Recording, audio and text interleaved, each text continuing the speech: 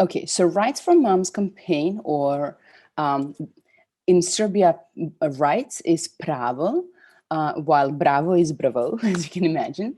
So our name of our campaign is Pravo za mame, which we hoped is going to turn into Bravo za mame. And we were lucky that actually that was the case. So here's what we did. First, the whole campaign started because it was back in 2014, and I called my hairdresser to schedule the appointment with her, and she just recently delivered a baby. So I called her, and she was like, "No problem. I'm working. I'm gonna come to your apartment." That was a little weird to me. So when she came, I was like, "What's going on? Are you not working anymore?" And she was like, "No, I quit." And I'm like, "Wait a second, who quits during the maternity leave?" And now I don't know what is the situation in Slovenia, but in Serbia, maternity leave is 12 months after a woman delivers baby. And it's secured with full 100% salary. So actually, it's the payment for maternity leave. It's not called salary, but that's not important. And I was like, "Who quits during the maternity leave? Like, what the hell is wrong with you?" And she was like, "Well, she wasn't paying me." She was referring to the boss, the owner of the hair salon. And I was like, "Why is she supposed to pay you? Like the government, the state secures that money, so she's not supposed to pay you." She's like, "Well, that's how it works. Your employer pays you, and then the government reimburse. And of course, for small employers, that's a huge cost. They cannot pay for it, or sometimes they just don't care, or sometimes they because sometimes the government is late and they're not paying on time, then, like for a few months, then the employers can't actually bear the cost and they just don't do it." And I felt like that's insane. Like you, I don't know, how many parents is here? Just raise your hand. Okay. So for many people, you understand how big the cost it is. Like the baby is coming, the cost increases, and all of a sudden you cannot count on your salary anymore. So I felt it's a huge injustice. And then because I wasn't a mom at the time, I didn't know how it really works. So I started talking with a few colleagues of mine. One of them, Bojana Selakovic, who was working for Citizens Initiative. Another one, Jovana Ružičić, who was leading Center for Moms in Serbia. And one of them, Nataša Čorbić, who is one of my colleagues and co-founders of Serbia on the Move. And all of them were moms at the time. And they were like, "Yeah, that's insane. That's how it actually works." And women normally don't receive that first salary for 3 to 6 months. That's the delay after they receive the baby. And I was like, "That's insane. We need to change something." So then 4 of us decided to actually launch the campaign to change that injustice. And we sat together in a 2-day strategic planning session that was facilitated by a friend of ours and also an organizer. And we actually put together, all unknowns and knowns in this problem. And we figured out that the reason, that there are many reasons for why is this happening, and that actually state is hiding behind the employers, and that they are actually saving a huge portion of money because they never reimburse, like so many women. On the top of that, only women who were fully employed on a long-term contract were eligible for those payments. All in all, a huge list of injustices towards women in the labor market, which was again one of the levels of discrimination. So we sat together and we actually decided to launch the campaign. And I described the problem. What we had at the moment was just 4 of us, our 3 organizations, 2 of which were zero budget. Like our expertise in our constituencies, that was all we had. What we realized we should do when we were mapping the actors and power, we realized that the logical place to go for this change would be the government, because the government, unfortunately, is the most powerful institution in our country. And I say unfortunately because we are a parliamentary democracy, and some power should be in the parliament as well. Unfortunately, our parliament is very weak. Those are just representatives of the political parties that are raising their hand as the chief of their political party says. So a very, very weak institution at that moment. But we realized that by the constitution, they have the power to change the law. So we say, okay, if we go to the government, and by the way, we had a meeting with a representative of the government who sat in my office. We had an hour conversation that was, like, okay. And towards the end, the guy told me, you don't get it. You're never going to change this law. And I was like, okay, we actually didn't invite you to ask you if you can do it for us, but just to tell you what's going to happen. And then he slammed the door and left the office, and it was insane. But then we realized that if we hit the government, and at that time Vučić was the president of the government, which is it's not even the government, it's one person, we realized we're not going to be able to change anything, right? So we decided to actually go to the parliament, to build power in the parliament, to get majority of parliamentarians to say yes to us, and then to change the law that way. And of course, when we started, everyone was like, you're cute, but you're insane, and that's never gonna happen. And our theory of change was, and our organizing statement was, that we are organizing 250 mothers with little babies to have one-on-one meeting with 250 members of the parliament, and to convince them one by one that they should change the law so that moms can receive their maternity leave payments on time, and that we should do that by July 1st, 2014.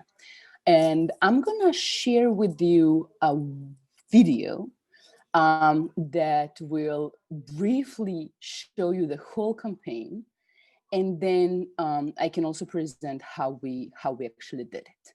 But let me show you this video because I think it's really representing and explaining the campaign in very many details in a very quick way.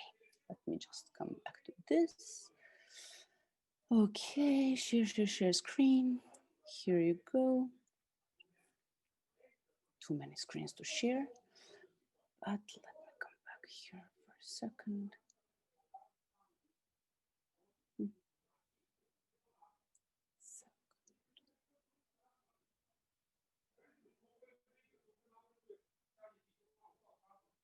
Can you, wait a second.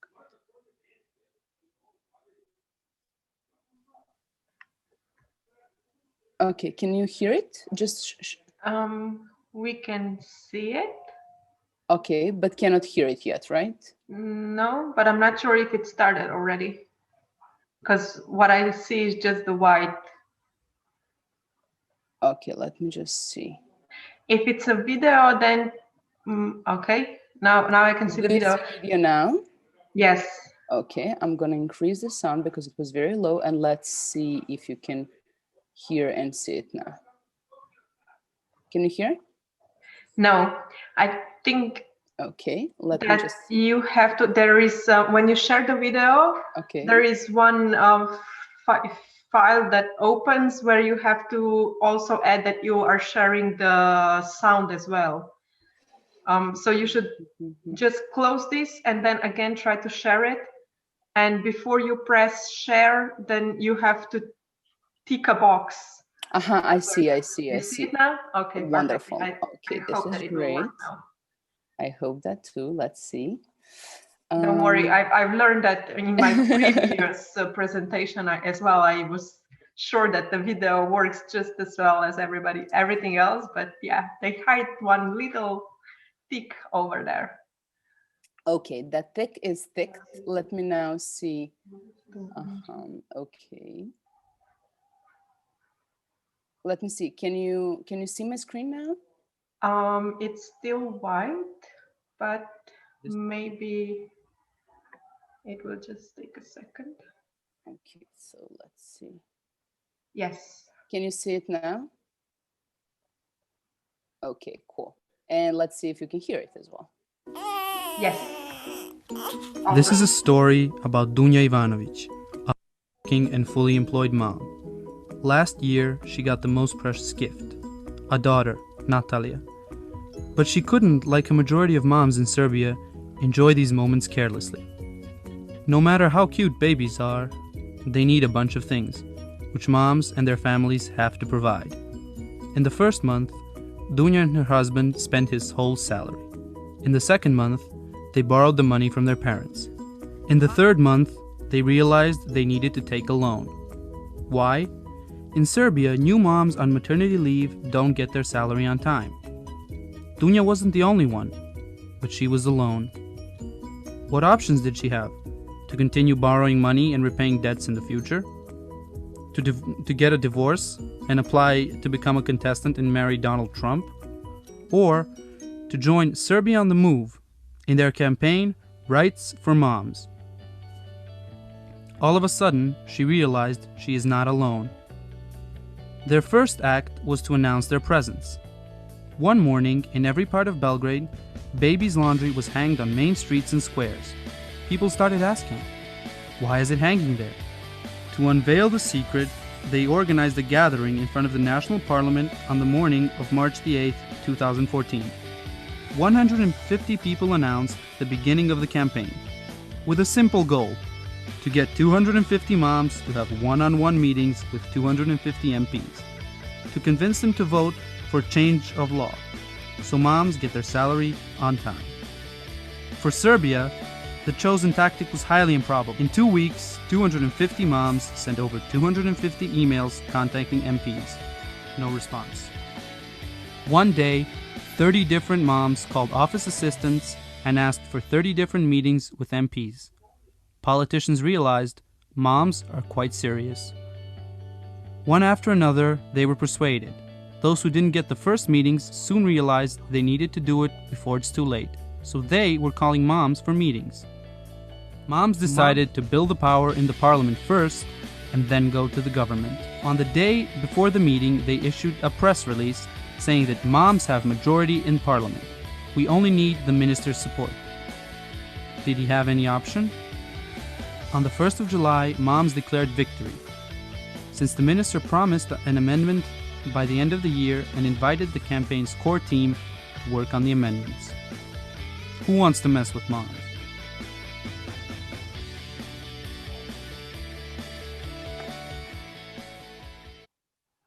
Okay. Great.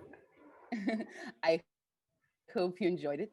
And the reason why I wanted to show it is that the campaign was, of course, with a lot of details, and I thought that it would be the easiest way to present it.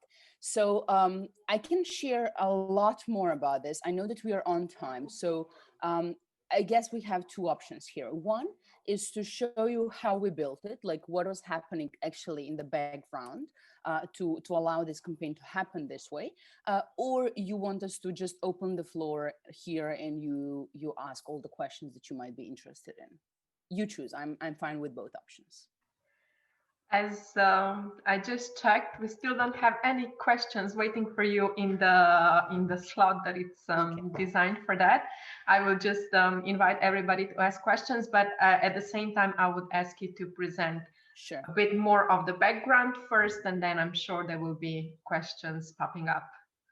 Sure, no problem at all. Cool. So here's again, give me a second until I share my screen. Yeah, no worries. It should be, wait a second, where is all the screens? Here you go. Okay, so as I described the problem and described the where we started, the approach that we used for this campaign, as for every other campaign that Serbia on the Move does, is organizing. What does it mean? It means that we are we are identifying leadership, we are building community around that leadership, and then we are turning the resources of that community into the power that is needed to create a change.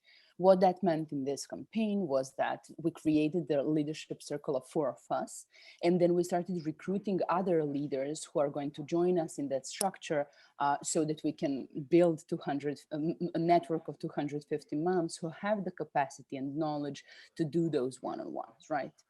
So on this first slide, you actually see the foundation that we laid, and that's what I already described. The 4 of us, starting with strategic planning meeting and deciding what is the change that we actually want to achieve and what is our strategic goal.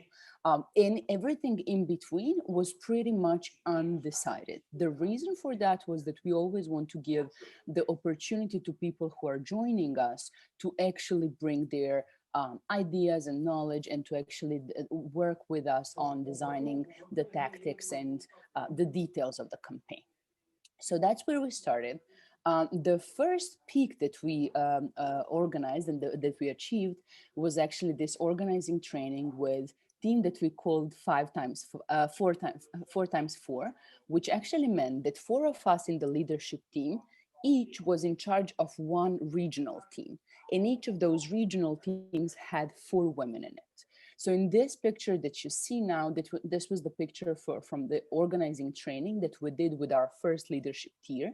And the reason why we trained them is that if they didn't know how to organize, they wouldn't be able to actually recruit women that were needed for the campaign. So by this training, we actually achieved our first peak in the campaign, which was this organizing training. After this organizing training was done, those 4 regional teams were launched.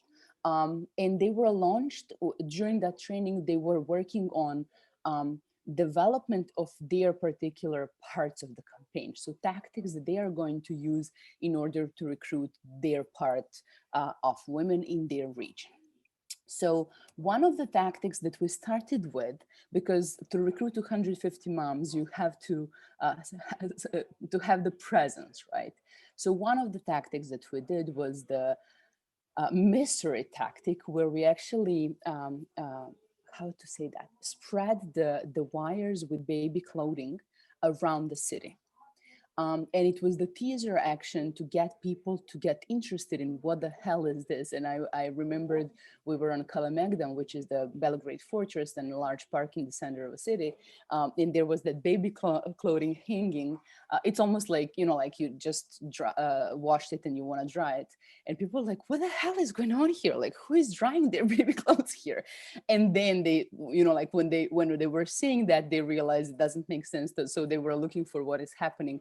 And at that moment, our volunteers were approach them. And especially if those were, you know, like parents with little babies, we were approaching them, telling them about the campaign, telling them about the problem, and inviting them to actually join us.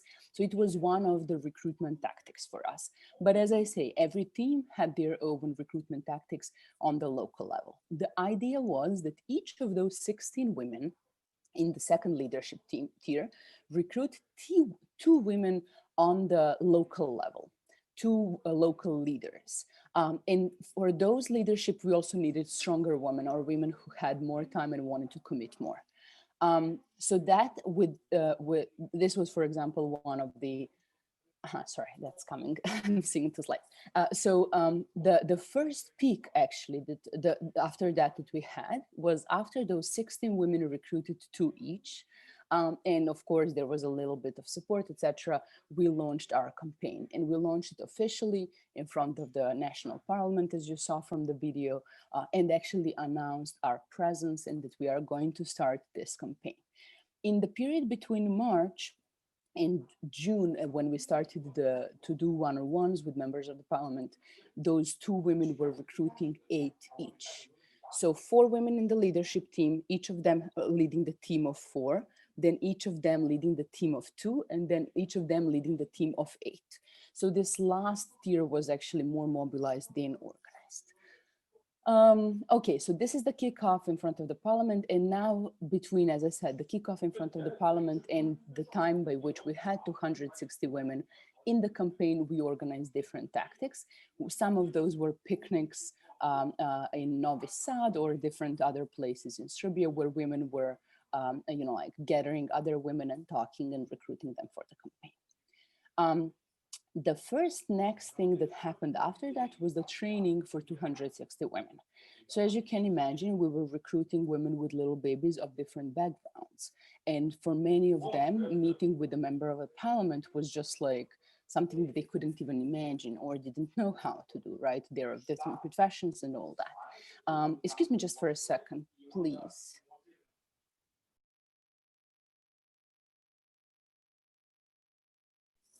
Sorry about it. So what happened here is that after we had 260 women in the campaign, we wanted to train them. At that time, I had a car accident. So I had my arm broken and my neck with a cast, but we did this training anyhow, and we did it online at that time. And what we trained them was doing one-on-one meetings with members of the parliament. And we trained them to do it by sharing their personal story, by explaining what a problem is, and by actually getting the commitment by the member of the parliament they will do it. After we had this training, after we had 260 women equipped and able to do these one-on-ones, we started reaching out to the members of the parliament. And as you could tell from the video, at first they were very irresponsive, as you can imagine. At least that's how it works here.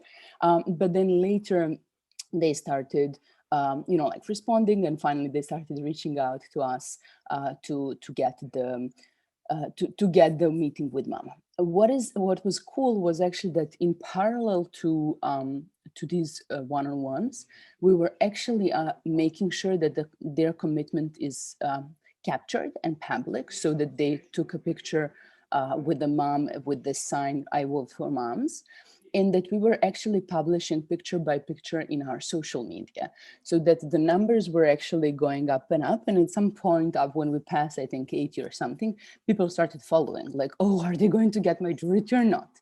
So the moment when we got majority, we didn't announce it yet, but when we got 153, which was, majority that is more than enough, we announced it in media. And then tomorrow, the minister in charge actually called us, and they invited us to come to the meeting to start talking about the change, because it was obvious that they are going to do it, that they will need to do it. And I'll always remember that moment when we entered the office of this minister, whose associate was talking with me in that way, with slamming the door and stuff. And when we entered, it was 3 of us. When we entered, he was like, I cannot believe what the hell you've done. And I was like, I told you. It was so much better that you supported us before. But yeah, that's how it really worked. And yeah, this is pretty much it. This is the pictures of moms and members of the parliament who voted for them. And this slide I like because it shows the structure of the whole campaign. All these dots in the structure are representing the number of women in that team. So you see 4, 4, 2, and 8. And you see how the actually structure grew from one peak of the campaign to the other one. I'm gonna stop here, and I hope there are more questions in the chat or elsewhere now. Yes, thank you, Anna, for that. I think that this was just what was needed to get the people to ask questions. We have quite many questions already in the file. So the first question is, how did you get the first parliamentarians to say yes to the meetings? I understand that after that it was a snowball effect, but how to get the first ones? What was your approach? Yeah, our approach honestly here was to actually go by contacts that we had already, like whoever from our network of moms had the private connection with some of the members of the parliament, we went to them directly. And some of those were actually the heads of the parliamentarian groups. So that, of course, when you would get a head of the parliamentarian group, then and they would understand that then their members would much likely meet with us, and then of course commit or not commit. But there were members who didn't commit, although their groups had agreed to that. Yeah. There's always somebody who doesn't follow the line, but okay. Yeah, exactly. Okay. The next question is: as you went over the government and go directly to the parliamentarians for this campaign, did you have problems working with them in your future campaigns for other issues?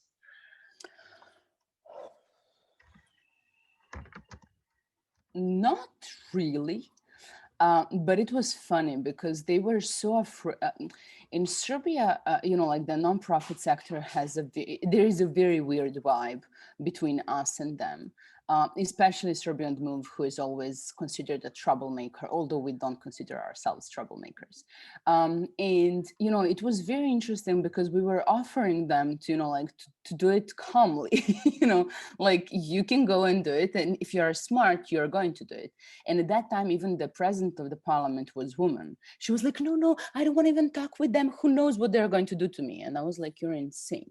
Anyhow, with the government, we didn't have problem. They at the beginning had a very weird vibe, like, oh, now we need to change this law because of you. But then later, when they realized, because we actually went a step over when it came to the change of the law, because initially we just wanted to change that moms receive their salary on time. But once we opened the law, we actually started changing other things as well. So we changed it in a way that not only fully employed, long-term employed moms can receive it, but also freelancers and whoever actually pay the taxes and social security and stuff like that. So we really, instead of affecting only 70,000 people a year, we changed it to actually affect about 200,000 people a year, which was huge. And then, like the approach of the government or those ministries towards us changed over time when they realized that we are not just a bunch of troublemakers, but people who really understand the policy behind what we are talking about. And I think that was also a huge difference, because we are not just people who are making noise, but people who are making noise with the reason. And, like there is an expertise for that as well. Yeah, with the reason and also with the solutions. So yeah, exactly. I'm sure that this helped. Absolutely. Next questions is, what are some other campaigns or topics that you are working on? Yeah, so we actually started with the fight against corruption in healthcare, and that's actually the campaign that took us, that we worked on for about 10 years, I think, and started with really just making the question public and opening it in front of public, because no one talked about corruption in healthcare at the time when we started, which was, as I say, 11 years ago. And that was a very successful, I say campaign because when you look back, it looks like one campaign, although it was many. And we worked on actually increasing the transparency in the healthcare sector, providing the tools and services for people to report corruption directly to the to the prosecution system and police. We worked on, like establishing few pilot hospitals in which zero tolerance to corruption is established, etc. That's some of the examples. But what other examples were working in the area of protection of the environment, people with disabilities, healthy lifestyle. And the reason why I'm listing all these is that actually the way how it works with us is that people who get engaged in campaigns as team leaders or volunteers, there is a leadership ladder that they go through. So someone who was a volunteer in one campaign can be a team leader in the next campaign. And then someone who was a team leader in one campaign can be a regional team leader in the next one. And after that, they can actually run the campaign on their own, propose a campaign of their own, and they get mentorship of the older members in the organization. So some of these campaigns, like healthcare, corruption in healthcare, was a long-term campaign by the strategic team of Serbia on the Move, but many other smaller campaigns were happening from the side of our members. So that's why there are many. Sounds pretty good. So it looks like you actually empowered your members, your volunteers in a way, so that they were able to actually put the campaigns more or less on their own, independently from you, or just with a small support from you. Exactly. And that means that you can do much more with much less. Exactly. Which works perfect. And that's exactly our approach. So our approach has always been that we are not building movement, but movers. And then at some point we realize it's a movement of many movers, but that's right. And we actually started working on that. Like, we are supporting individuals on the ground to build their groups, to build their teams, so that then they can work on the change that they want. And that later became clubs of Serbia on the Move, which are now, I think, 10 or more around the country that are doing local change in their communities. That's very good. It's very useful information, I think, also for Slovenian organizations. I don't think that we have many organizations who would be organized in this or similar way, but it's definitely useful for some of them at least. Yeah, for sure. Next question. Did you receive any support from the media after the campaign got bigger? Or when did you get support from the media? That's actually interesting. For Serbia on the Move, we actually had a really good PR team. By the way, this campaign was zero budget, which I think is important to say. And normally there would be, like media would be attracted to the work that we are doing, especially because they liked our actions. So sometimes it would be, especially in the fight against corruption, we wouldn't even invite media to come to some of the actions, and they would, and we would be like, what are you doing here? We didn't know you're coming. And they were like, we knew that you're doing an action, so we wanted to see what's going on. With this campaign, it actually was a little different. And because politicians were so afraid of what we are trying to do, and at that time, our current president was prime minister, and the freedom of media already started to be pretty blocked. It was actually very difficult to get media to cover this. And we were like, what the hell is wrong? Like you would expect that they are not covering, like difficult topics like corruption, but this one was like mellow in a way. But it was actually more difficult than ever before. And we had like coverage of one or two media of our action in front of the parliament, but not as many. Only when we got majority, that's when they started following what's going on. But at that time, the campaign was already over. So the truth also is that there were two huge things that happened during the campaign. One was that we officially wanted to start in March, and to start, like meetings with members of the parliament. But then in February, they called elections. So we didn't have parliament, and we needed to wait for parliament to be formed in order for us to start the campaign. To start meetings. And then when the parliament was finally formed sometime in early in May, and we started reaching out to them, the huge floods actually hit Serbia. And that was the time back in 2014. I don't know if you remember, in whole Balkans, there was very huge natural catastrophe. And at that time, it was also very difficult to do anything, especially this campaign. And I could say that then media, maybe that was one of the reasons why, like both elections and floods that took away attention from the campaign. Okay, yeah, in a way it makes sense, but it also makes sense that they were with you when you were winning, because this is something that usually happens. Unfortunately, yes. Yeah, but it's from that point, it's even more important to have the support from your constituency, from the people, because if you don't get the support from the media and you don't get the support from the politicians, as long as you have at least people standing behind you, that definitely helps. And I think that was really, as I say, that's the precondition for all our campaigns. But that's all, the reason for that is that is the way to build power, really. And if you don't have those people organized, then you don't have power. And no matter you have media, then you're just in their control. And this way, like you're accountable to your constituency, and then whether media will follow or not, that doesn't. Obviously, it will help, but even without it, we managed to achieve the change.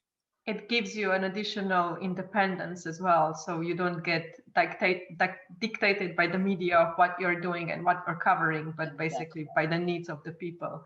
Exactly. And social media in that sense are helping nowadays a lot. Obviously, this was like 6 years ago, and now with like lives and everything else that exists, it's even easier, because all of us are creating our medias, right? But at that time, I think the pressure that we build on social media with counting down the numbers, that was actually where majority of people followed us. On the other hand, I think actually it worked for us that media didn't follow us as closely, because we actually had accidentally that approach of never let them see you coming, right? So if they were following more, maybe they would, like block and say no other member of the parliament can say yes. But this way we're doing it one by one, and then we got majority. It was too late already. They didn't get the full follow-up, and they were not able to stop you on time. Exactly. Perfect. Yeah. So sometimes that even helps. We have two more questions, or even more. Just one more popped up. So the next one is, how did you manage to keep the engagement of all these mothers over the period of the time, and how many dropped or changed? This is a great question, because on one hand, I think the first question is, how do you actually engage them? And then the second question is, how do you keep them engaged?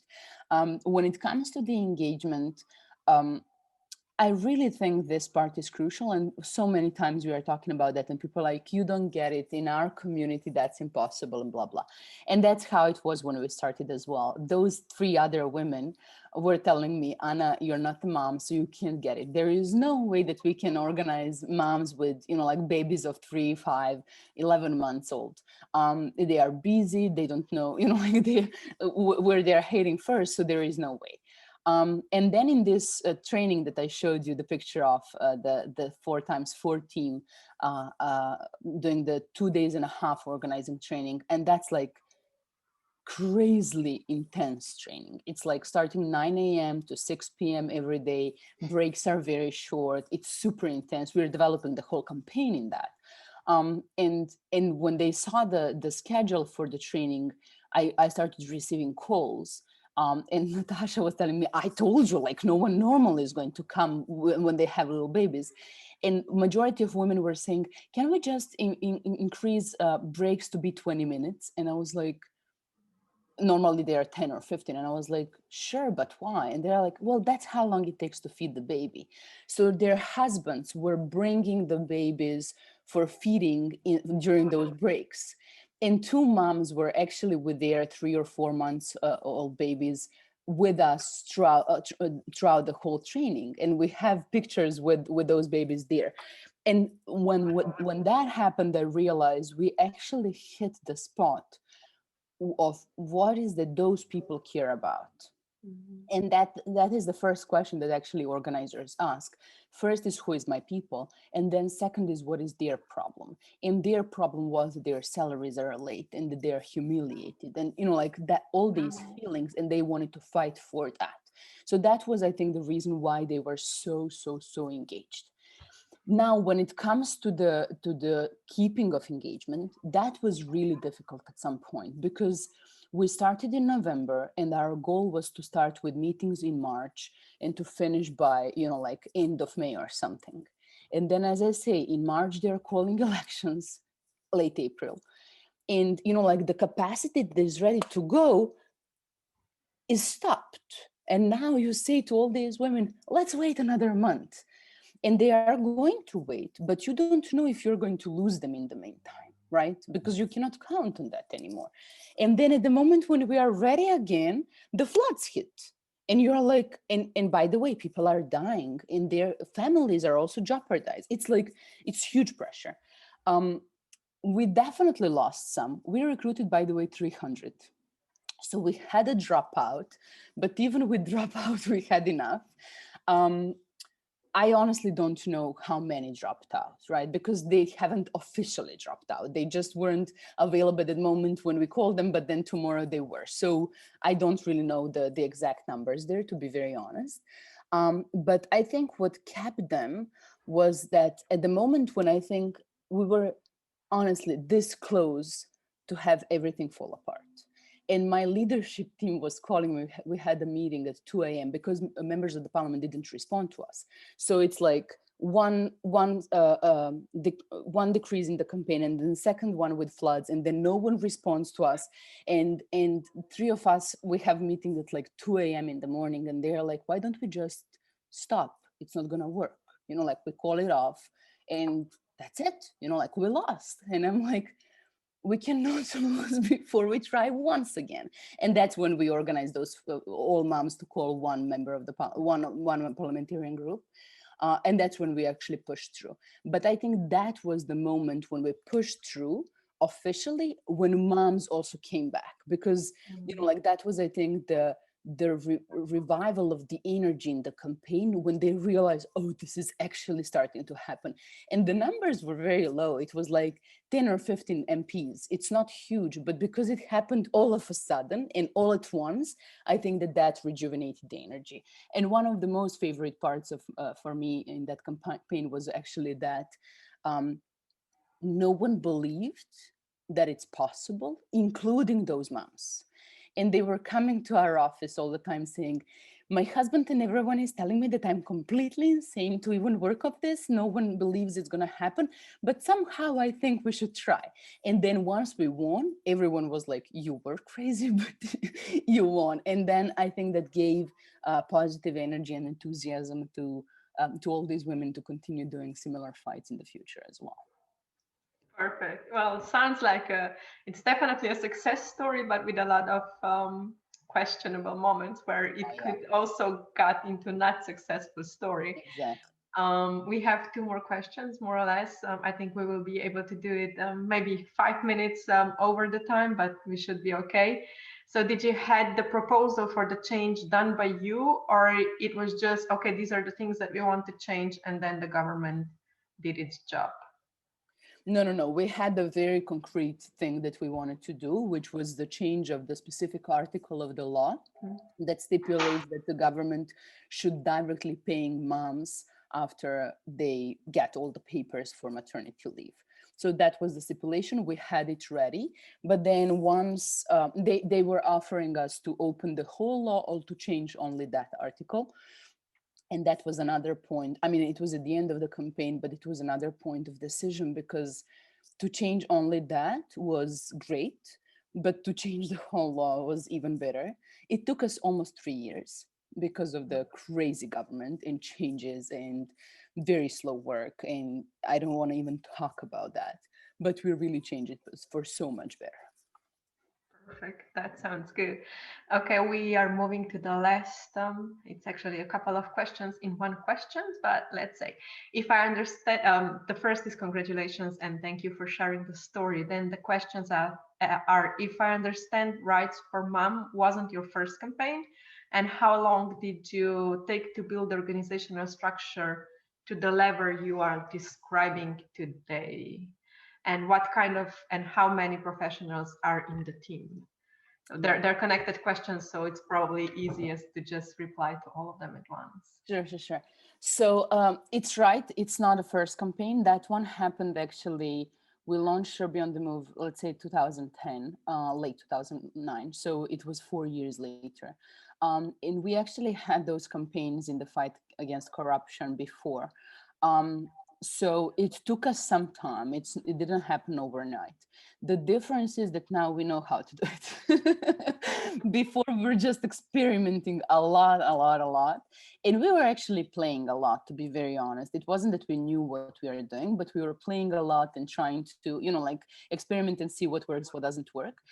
Additional thing is that for none of us, Serbia on the Move was the place where we worked.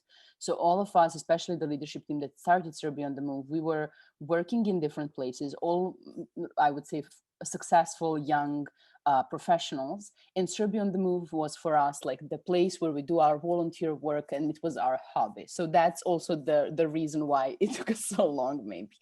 If we were focused only on that, maybe it would be shorter. In order to build so in 2012, I actually quit my job in the government and I started running Serbia on the Move until 2015.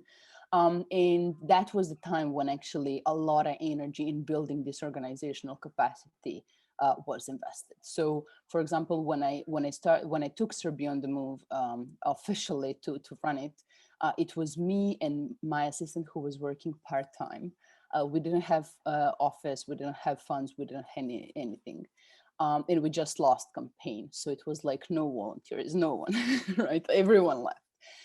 And I took it over. And then when I left 3 years later, we had funding for 2 years, 8 people on the staff, and 100 volunteers in the standing teams of the organization, meaning outside of the campaign, there were just people who were doing like the regular functions of any organization. If it is PR team, it was like 20 people on the PR, etc. I can talk about that some I guess other time because yes, probably.